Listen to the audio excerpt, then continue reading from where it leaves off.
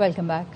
Bulletin में सबसे पहले बात ख्वाजा आसिफ की। अफगानों की मेजबानी हमारी तारीख की सबसे फाश गलती थी। वजीर दिफा ख्वाजा आसिफ ने एक्स पर लिखा, यह दावा उनकी तरफ से आ रहा है जो मस्जिदों पर हमले करवाते हैं, सरबसजूद नमाजियों को शहीद करते हैं, निहत्ते शहरियों, मार्केट्स, स्कूलों को निशाना बनाते हैं, मासूम बच्चों को खून में नहलाते हैं, मनशियात स्मगलिंग जिनका जरिया आमदन हो। मोहसिन कश लोग इस रियासत पर हमला आवर हैं जिसने 50 साल से उनको पनाहगाहें मैसर की। जो वादा करते हैं उसे निभाते नहीं, अरबों रुपए वादा निभाने का तावान मांगते हैं। पाकिस्तान की मिट्टी ने ना सिर्फ पनाह दी, इनके लिए एक सुपर पावर से टकरा गए। 3 नस्लों की मेहमान नवाजी की। हमने अपनी 78 साल की तारीख में बहुत गलतियां की हैं, इनकी मेहमान नवाजी सबसे फाश गलती है। अल्लाह हमें मुआफ करे।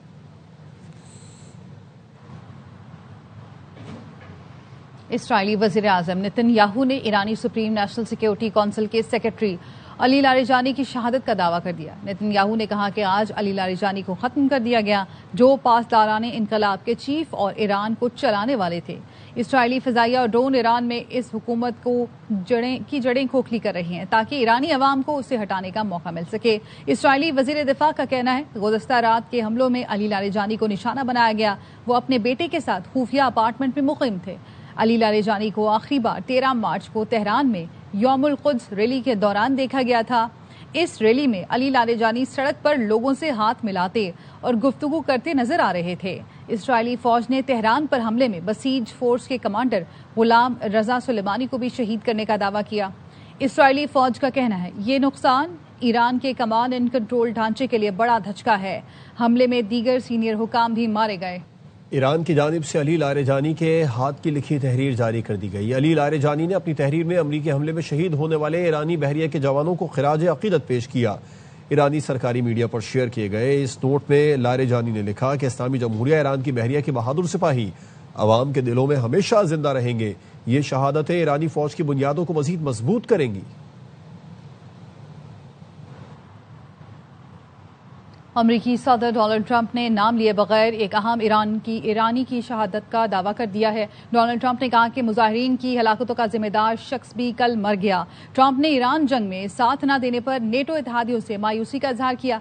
ट्रंप ने एतराफ किया ज्यादातर नेटो इत्तेहादियों ने ईरान जंग में शामिल होने से इनकार कर दिया। हम उनका दिफा करते हैं, वो जरूरत के वक्त साथ नहीं देते। ओवल ऑफिस में मीडिया से गुफ्तगू में सदर ट्रंप ने कहा कि बरतानिया से खुश नहीं हूं, आबनाए हुर्मुज़ खुलवाने में मदद नहीं की, हमने नेटो का साथ दिया। प्यूटिन से पूछें, प्यूटिन नेटो से खौफजदा हैं, यूरोप से नहीं। चीन का दौरा करना चाहता हूं लेकिन इस वक्त हालत जंग में है। जंग जल्द खत्म हो जाएगी लेकिन अभी कुछ नहीं बता सकता। Actual top was killed yesterday. He was in charge of the killing of protesters. It's an evil group. I mean, they've killed much more than 32,000 people. And the man who was responsible for that was also killed yesterday. All of the NATO allies agreed with us, but they don't want to, despite the fact that we help them so much, we have thousands of soldiers in different countries all over the world. And they don't want to help us. Well, we don't need too much help, and we don't need any help. If Iran, as you said, totally obliterated, got the missiles, got the first 2 rounds of leadership, Air Force gone, Navy gone, can we wrap this war up this week? I don't think so, but it'll be soon. Won't be long. And we're going to have a much safer world when it's wrapped up. It'll be wrapped up soon. I don't want wars. We don't need anybody. We're the strongest nation in the world. I was not happy with the UK. We've been protecting these countries for years with NATO. You can ask Putin. Putin fears us. He has no fear of Europe whatsoever. And we're speaking to China. I'd love to, but because of the war, I want to be here. I have to be here. So we've requested that we delay it a month or so, and I'm looking forward to being with them. We have a very good relationship, but the war going on, I think it's important that I be here. So it could be that we delay it a little bit. Not much. जब तक America और Israel को घुटनों के बल नहीं लाया जाता, अमन की कोई गुंजाइश नहीं है। ईरान के सुप्रीम लीडर आयतुल्लाह मुश्तबा खामनाई ने कशीदगी कम करने की तमाम तजावीज़ को मुस्तरद कर दिया। रॉयटर्स ने सीनियर ईरानी एहलकार के हवाले से बताया कि 2 मुल्कों ने ईरानी दफ्तर खारजा को जंग बंदी की पेशकश भेजी गई थी। सुप्रीम लीडर ने सख्त तरीन मौक़िफ़ अपनाते हुए कहा कि यह अमन का सही वक्त नहीं, जब तक दुश्मन शिकस्त तस्लीम न कर ले और नुकसानात का अजाला न करे, जंग जारी रहेगी।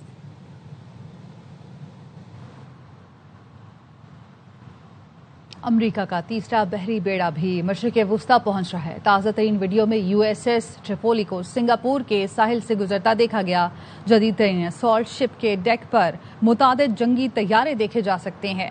खित्ते में बढ़ती कशीदगी के पेश नज़र अमरीकी अस्करी ताकत में मजीद इजाफा किया जा रहा है।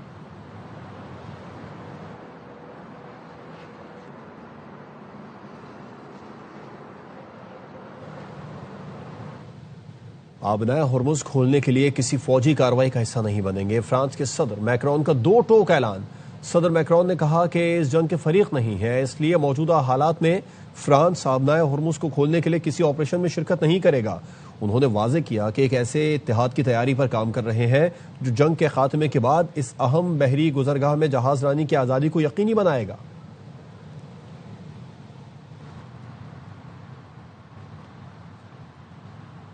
जर्मन वजीर खारजा ने ईरान जंग में सिफारतकारी को वाहिद हल करार दे दिया। वजीर खारजा ने कहा कि ईरान जंग का हल सिर्फ सिफारतकारी से ही मुमकिन है। फिलहाल फौजी ताकत से आबना हुर्मुज़ महफूज बनाना मुमकिन नहीं।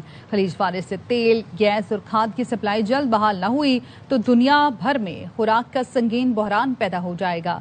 कशीदगी का सबसे ज्यादा फायदा रूस उठा रहा है। अमरीकी फौज आबना हुर्मुज़ को महफूज बनाने की पोजीशन में नहीं तो यूरोपीय मुल्क भी अकेले ये काम नहीं कर सकते। किसी मुहिम जोई के बजाय सब्र इत्तेहादियों से मिलकर सिफारती रास्ता निकालना होगा। अमरीकी इंसदादे दहशतगर्दी इदारे के सरबराह ने ईरान जंग पर एहतजाजन इस्तीफा दे दिया है। नेशनल काउंटर टेररिज्म सेंटर के डायरेक्टर जो कैंट ने एहतजाजन इस्तीफा दे दिया। उन्होंने इस्तीफे में लिखा कि अमरीका को ईरान से कोई फौरी खतरा नहीं था। जंग इसराइल और उसकी ताकतवर लॉबी के दबाव पर शुरू की गई। मुल्क में पेट्रोलियम मसनूआत का जरूरियात के मुताबिक मुनासिब जखीरा मौजूद है। वजीर आजम की ज़ेर सदारत ईंधन की बचत और किफ़ायत शुमारी इक़दामात के नफाज पर इजलास हुआ। इजलास को किफ़ायत शुमारी और बचत के इक़दामात पर अमल दरामद की पेशरफ से आगाह किया गया। ब्रीफिंग में बताया गया वजीर आजम की जानिब से जारी हिदायत पर अमल दरामद यकीनी बनाया जा रहा है।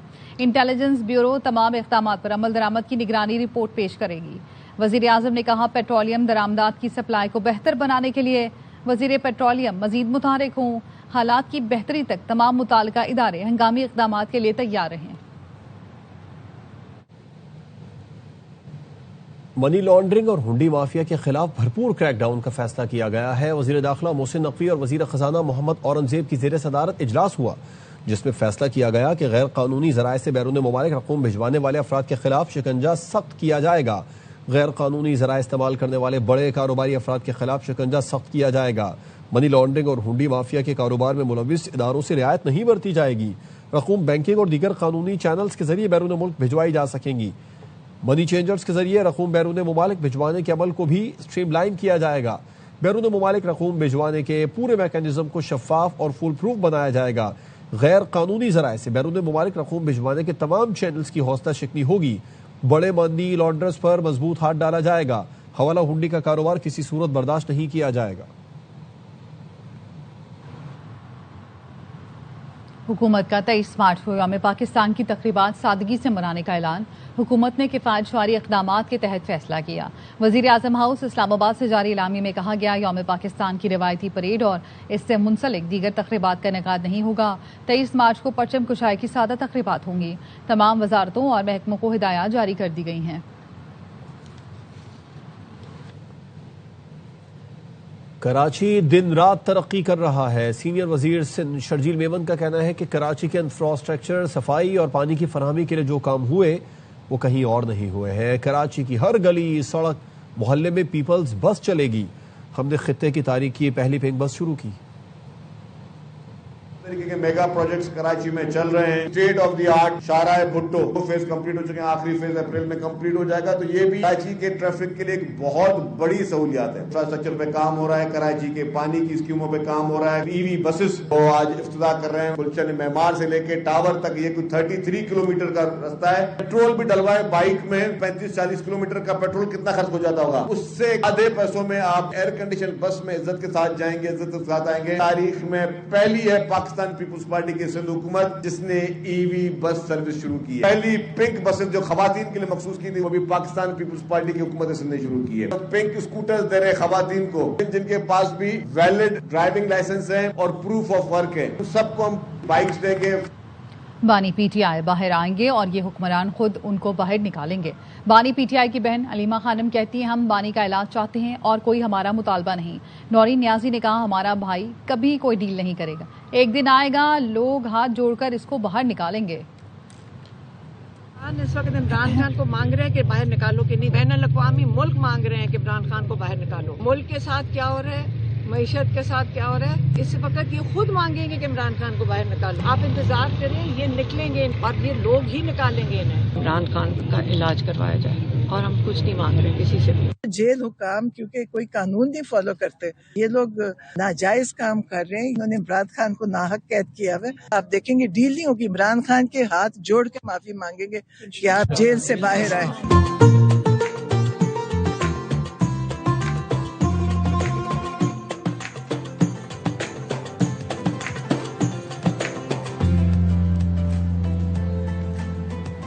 ईद उल फितर के करीब आते ही मुल्क भर की मार्केट्स, शॉपिंग मॉल्स और बाजारों में रश पड़ गया है। कपड़ों के साथ अब मैचिंग के दुपट्टे, चूड़ियां, सैंडल्स की तलाश जारी है। मुख्तलिफ शहरों में हमारे नुमाइंदगान हमारे साथ मौजूद हैं। कराची में रूबीना अलवी, लाहौर में सिद्रा गयास, इस्लामाबाद में फरार रब्बानी, पेशावर में मदीहा सुंबुल, कोयटा में हमारे साथ अतिया करम और सक्कर में सहरिश खोकर हमें अपडेट करेंगे।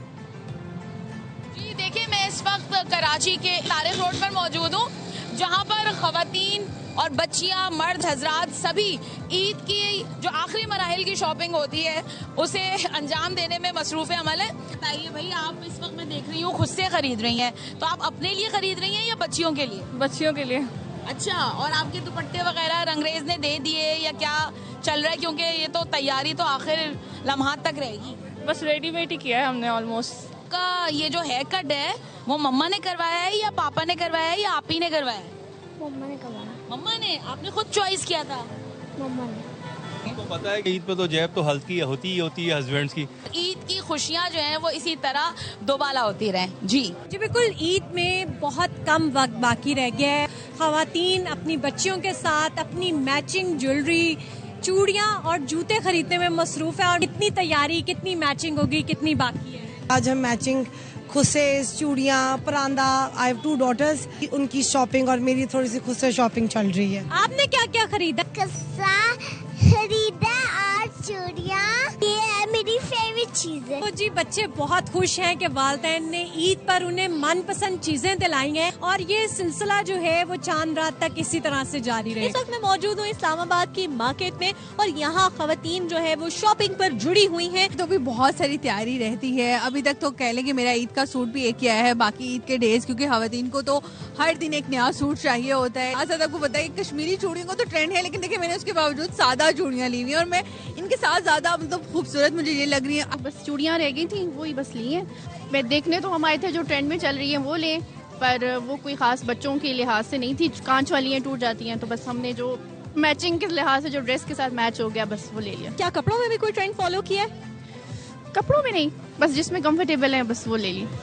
इस्लामाबाद की खवातीन ट्रेंड्स को तो फॉलो करने की कोशिश करती हैं, लेकिन अपनी कंफर्ट को सबसे आगे रखती हैं और यहाँ पर भी ईद की तैयारी ऐसे ही जारी और सारी है। बिल्कुल, ईद की शॉपिंग जोश और खरोश के साथ जारी है। अब तक हम पेशावर के सदर बाजार में मौजूद हैं। मर्द हजरात भी अपने बच्चों को लेकर आए हुए हैं, शॉपिंग करवा रहे हैं। इस वक्त हमारे साथ एक शख्स मौजूद है, इनसे बात करते हैं। बच्चों को शॉपिंग करवा रहे हैं, क्या कहना चाहेंगे शॉपिंग के हवाले से? बस शॉपिंग के हवाले से यही कहना चाहूँगा कि बच्चे कपड़ों के साथ साथ घड़ियाँ भी मांगते हैं और चीज़ें भी मांगते हैं। बस इनको जो चीज़ दिख जाए कहते हैं ये चाहिए। तो आपका अभी तक कितना खर्चा हो गया?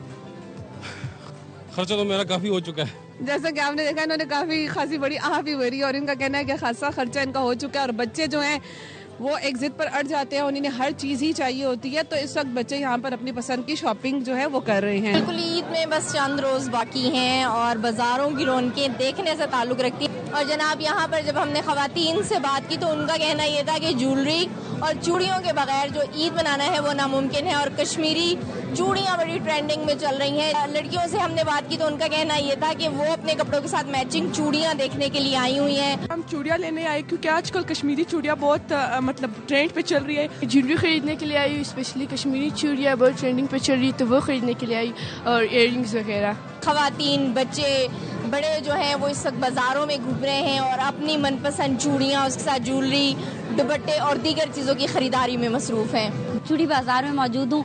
आप मुझे बताइएगा कि आपने क्या क्या खरीद लिया है ईद के लिए और चूड़ियाँ, कौन सी चूड़ियाँ खरीद रही हैं, क्या ढूंढ रही हैं? अपने लिए तो हमने ले लिया, बच्चों के लिए देखने आए हैं और कश्मीरी चूड़ियाँ बहुत ज्यादा कॉस्टली दे रहे हैं। तैयारी तो हमारी पूरी हो चुकी है अल्हम्दुलिल्लाह। मैंने सुना इन खातून का यही कहना है कि कश्मीरी चूड़ियों की डिमांड जो है वो ज्यादा है, लेकिन महंगी बहुत ज्यादा है। ईद की तैयारी तकरीबन मुकम्मल हो चुकी है, लेकिन चूड़ियाँ जो हैं वो अभी खरीदना बाकी हैं, तो खवातीन का ज्यादा फोकस अभी चूड़ियाँ खरीदने पर है। जी। बलूचिस्तान की रिवायती पहचान बड़े घेर वाली बलूची शलवार का फैशन आज भी बरकरार है। तैयारी में मुश्किल के बावजूद ईद पर नौजवान रिवायती लिबास पहनकर फख्र महसूस करते हैं। कोयटा से मंजूर अहमद की रिपोर्ट। बड़ी शलवार सकाफत है उसका, बलूची शलवार मुझे पसंद है। जो वर्कर होता है वो सीते सीते तक जाता है।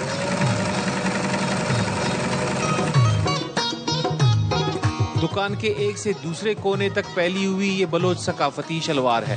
सरियाब में टेलर मास्टर शेर अहमद और उसके कारीगर इस ईद पर भी 4 में से 3 सूट बड़ी शलवार के साथ सी रहे हैं। उनका कहना है कि बलोची शलवार का औसत साइज 5 से 8 मीटर होता है। ताहम शौकीन नौजवान 10 मीटर कपड़े का भी सिलवा लेते हैं। फिर उनको सीते सीते दागा भी ख़त्म हो जाता है। काफ़ी ज़्यादा डिफ़िकल्टीज फेस करनी होती है, ख़ास करके सीज़न में। जो वर्कर होता है वो सीते सीते तक जाता है। टेलर मास्टर के मुताबिक जायद कपड़ा लगने से ये लिबास आम शलवार कमीज के मुकाबले में 3 गुना महंगा पड़ता है।